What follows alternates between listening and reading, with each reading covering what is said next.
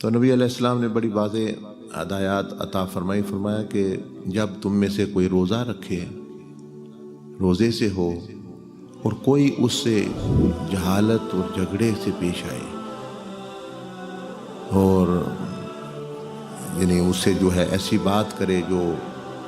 اس کو غصہ دلاتی ہے یا اس کو اچھی نہیں لگتی، یا ایسا موضوع کوئی چھیڑ دیتا ہے جو پتہ ہے بھئی اس سے جو ہے اختلاف ہی، اس سے جو ہے وہ جھگڑا بڑھے گا یا معاملہ خراب ہوگا،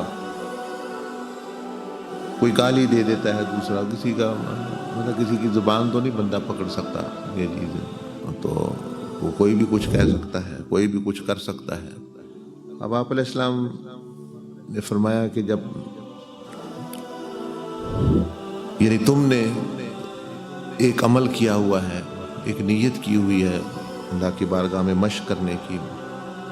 ویسے تو ہر 12 مہینے ہی بندے کو ایسے ہونا چاہیے،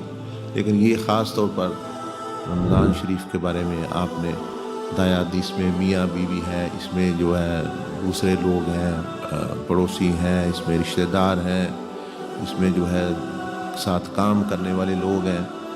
ظاہر ہے انہی کے ساتھ معاملہ پیش آتا ہے، دوسروں کے ساتھ کیا آنا ہے۔ تو آپ نے فرمایا کہ جو روزہ دار ہو بندہ، جس نے جو ہے تو اس سے کوئی جہالت، جھگڑا یا اس طرح کی بات کرے تو وہ اس کو کوئی جواب نہ دے، وہ اس کو کوئی معاملہ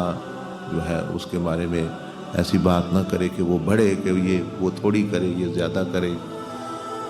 اس سے جو ہے وہ برکت جو ہے وہ روزے کی برکت جو ہے وہ اٹھ جاتی ہے، وہ اس دن کا جو ہے سب بھئی ایک نے تو کیا